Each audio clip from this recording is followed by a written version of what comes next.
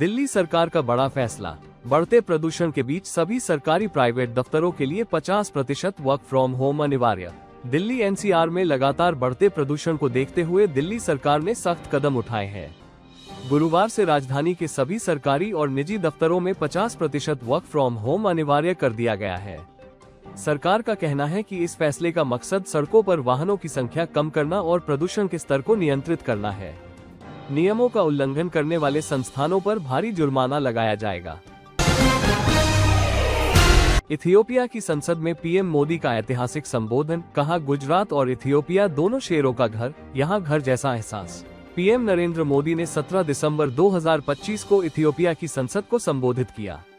इस दौरान उन्होंने भारत और इथियोपिया के बीच गहरे सांस्कृतिक और कूटनीतिक संबंधों को नई ऊंचाई दी। दुनिया की यह 18वीं संसद है जिसे पीएम मोदी ने संबोधित किया है। अपने भाषण में उन्होंने इथियोपिया को लैंड ऑफ लायंस, शेरों की भूमि बताते हुए कहा कि उनके गृह राज्य गुजरात के साथ यह साझा जुड़ाव उन्हें घर जैसा अनुभव कराता है। रोजगार मोर्चे पर अच्छी खबर, बेरोजगारी दर घटी, अप्रैल के बाद सबसे निचले स्तर पर। भारत में रोजगार के मोर्चे पर राहत की खबर है। नवंबर 2025 में 15 साल और उससे अधिक उम्र के लोगों के बीच बेरोजगारी दर घटकर 4.7% पर आ गई, जो अप्रैल 2025 के बाद का सबसे निचला स्तर है। सांख्यिकी एवं कार्यक्रम कार्यान्वयन मंत्रालय के मंगलवार को जारी आंकड़ों के मुताबिक अक्टूबर में ये दर 5.2% थी।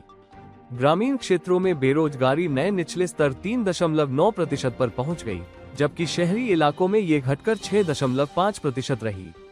इस साल अप्रैल में बेरोजगारी दर 5.1% थी। भारतवंशियों के लिए खुशखबरी, कनाडा ने नागरिकता नियमों में किया बड़ा बदलाव, बिल C-3 लागू। कनाडा ने अपने नागरिकता नियमों में एक बड़ा बदलाव किया है, जिससे विदेश में पैदा हुए या गोद लिए गए बच्चों को कनाडाई नागरिकता का मार्ग खुल गया है। 15 दिसंबर से बिल C-3 लागू हो गया है, जिससे नागरिकता के अधिकार में महत्वपूर्ण विस्तार हुआ है। ये कदम उन परिवारों के लिए विशेष रूप से उपयोगी माना जा रहा है जिनके सदस्य विदेश में रहते हैं या पैदा हुए हैं।